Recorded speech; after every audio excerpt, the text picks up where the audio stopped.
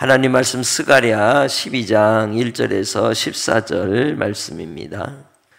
이스라엘에 관한 여호와의 경고의 말씀이라. 여호와 곧 하늘을 펴시며 땅에 터를 세우시며 사람 안에 심령을 지으시니가 이르시되 보라, 내가 예루살렘으로 그 사면 모든 민족에게 취하게 하는 잔이 되게 할 것이라.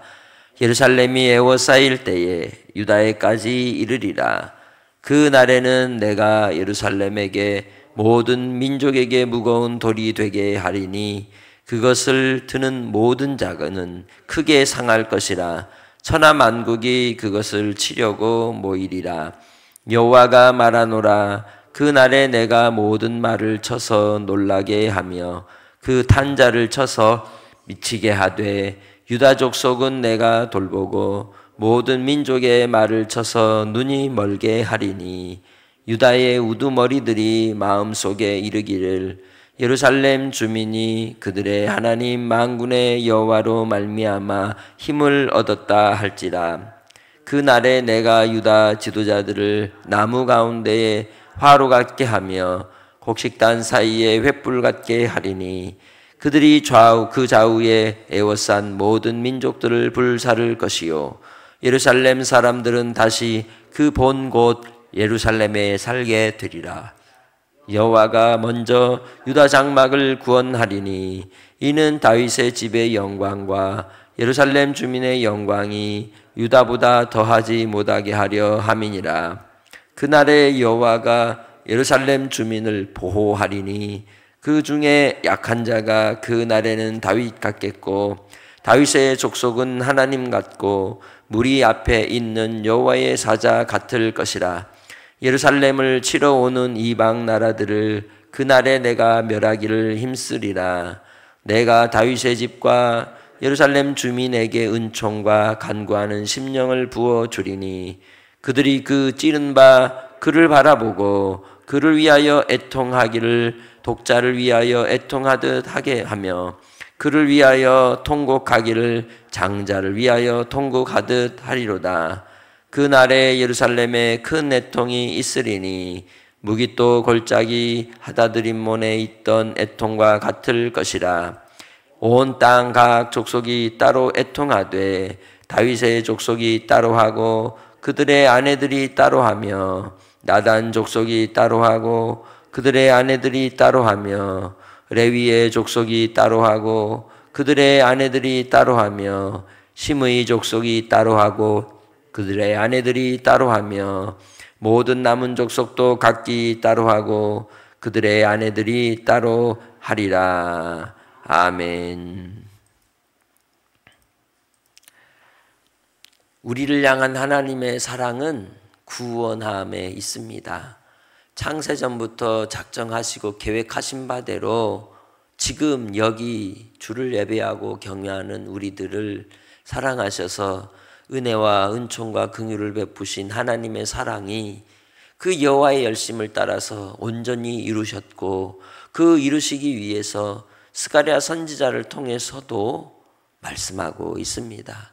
예언의 말씀으로 약속의 말씀으로 주어진 본문을 통해 우리가 다시금 소망 중에 일어나 끝까지 믿음 가운데 흔들리지 않고 주님의 나라를 향하여 신앙의 경주 속에 달려가는 심령들이 다 되시기 바랍니다. 스가랴 12장부터는 14장까지의 내용이 스가랴서 전체 속에서 따로 구분되어서 보편적인 구속의 역사에 대한 예언의 말씀으로 기록되었다고들 학자들은 이야기합니다. 11장까지의 내용은 그 시대 속에서 나타나는 현상과 관련이 되어 있다면 12장부터 14장은 하나님의 아들 예수 그리스도를 통해서 이루시는 구속의 역사에 대한 큰 틀 속에 다윗의 가문을 하나님께서 사무엘하 7장에 말씀하듯 내가 너를 위해 다윗의 장막을 짓고 영원하게 하리라 하신 말씀대로 그 길을 통하여 오실 예수 그리스도를 보여주는 중요한 메시지를 담고 있는 겁니다. 여기에서 우리는 이스라엘과 유다로 나누어 말씀하시는 12장의 내용을 볼 수 있죠. 이스라엘은 북이스라엘을 말씀하겠죠. 그리고 유다는 남유다를 얘기하는 겁니다. 그러나 다만 나라를 구분하여 말씀하는 게 아니라 그 안에 있는 가문을 얘기하는 겁니다. 하나님이 누구를 택하였느냐? 하나님은 다윗을 택하였다. 하나님은 예수 그리스도를 통하여 우리를 구원의 길로 인도하시기 위하여 작정하셨다는 걸 말씀하는 내용인 것입니다. 그래서 하나님을 떠난 이스라엘에 대하여 경고를 내리시고 그들에 대해서는 결국 하나님께서 심판의 뜻을 이룰 때 모든 민족을 취하여 그들로 잔이 되게 하겠다고 말씀하고 있습니다. 마셔버린다는 거죠. 먹잇감이 되게 하겠다는 것입니다. 그리하여 유다에 미치기까지 그들이 침략에 들어올 것이라는 거죠. 그러나 그 일은 이미 이루어진 많은 사건들을 통해 이스라엘 백성들의 역사 속에 일어났던 일들이었고 그 일들 속에서 하나님이 하시고자 하시는 뜻이 무엇인지를 나타내 주는 겁니다. 하나님 없는 인생은 반드시 심판이 있다는 겁니다. 이 땅에 사는 많은 인생들 속에서도 하나님 없이 산다면 결국은 그 끝은 멸망이라는 것이죠. 그래서 이 이스라엘은 결국 하나님의 진노의 잔을 마시게 되고 그 진노로 천하 만국이 치려고 모이게 되겠지만 그것이 뭐가 된다고 말씀합니까? 예루살렘에게 모든 민족에게 무거운 돌이 되게 하겠다. 누가?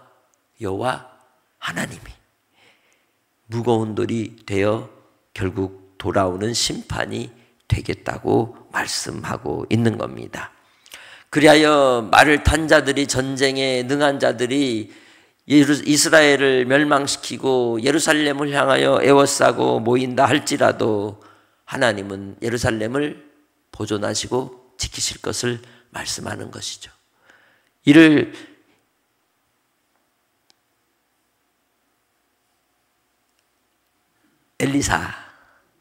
엘리사가 사마리아에 침략해 들어온 이 대적자들에 대하여 하나님께서 그들의 눈을 뭐하게 하셨어요?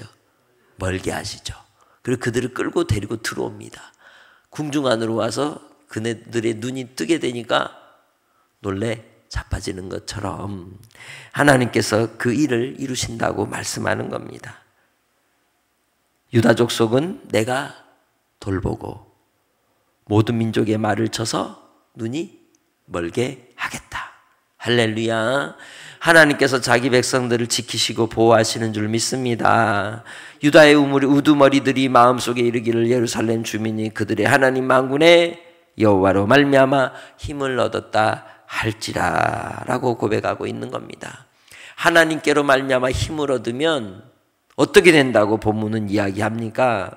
그 본문의 내용 속에서 13절에 보면 13절이 아니고 그 본문에 대해서 이야기할 때 이 사람들이 어떻게 힘을 얻는다고 이야기하느냐, 바로 그 백성들이 오히려 하나님의 그 은혜를 말미암아서 약한 자는 누구처럼 되고 다윗처럼 되고 다윗 족속은 하나님처럼 되어서 그들이 여호와의 사자와 같이 쓰임을 받게 될 것이라고 말씀하고 있는 겁니다. 요한복음 1장 12절에 영접하는 자 곧 그 이름을 믿는 자들에게는 하나님의 자녀가 되는 권세를 주셨다고 말씀하셨습니다. 자녀로서의 권세를 얻게 된다고 말씀하는 겁니다. 언약 백성으로서 하나님께서 힘과 능력을 주신다고 말씀하고 있는 겁니다. 그리하여 이 일을 이루실 때 오히려 하나님께서 힘써 멸하겠다고 말씀하고 있는 겁니다. 하나님이 돕는 자이시니 누가 우리를 막을 수 있겠습니까? 하나님께서 함께 하시니 어찌 그 백성이 두려워할 수 있겠습니까? 믿음으로써 주 안에서 살아간다면 우리는 두려움을 떨쳐버리며 나아갈 수 있는 줄 믿습니다. 내 안에 두려움이 나를 넘어뜨리고 방황케 하고 당황스럽게 할 수도 있으나 다시금 여호와 하나님을 바라보면 새 힘을 얻게 되는 줄 믿습니다. 그리고 또한 독수리에 날개치며 올라감 같은 주의 역사하심이 나타나게 되는 거예요. 그러니 우두머리들이 다윗 같고 유다 족속이 여호와의 사자와 같이 하나님과 같이 그들이 보게 된다는 겁니다. 하나님께서 함께하는 주의 백성들에게 성령의 인치심을 따라서 성령 충만하면 능히 그렇게 할 수 있는 겁니다. 끊임없이 우리는 복음을 전할 때 마음에 두려움이 생길 수 있고 불안함이 생길 수 있지만 그럴 필요가 없다는 거예요. 주 예수 그리스도께서 우리를 하나님의 자녀로 부르시고 전도자로 삼아 주실 때는 반드시 그를 통해서 이루시는 권세도 더하여 주시는 겁니다. 그래서 바로 주의 복음을 위해서 나아가는 복된 발걸음을 가진 자들에게는 하나님이 함께 하시는 권능을 경험하게 되는 줄 믿습니다. 바로 하나님의 영화로우심과 그 영광이 나타날 때가 오는 겁니다. 그러기에 주 안에서 우리는 끝까지 믿음으로써 승리하며 살아가는 복된 성도들이 되시기를 주의 이름으로 축복합니다. 바로 하나님께서 이 놀라운 일들을 이루실 때 하나님의 은혜와 은총은 고난과 함께 오는 겁니다.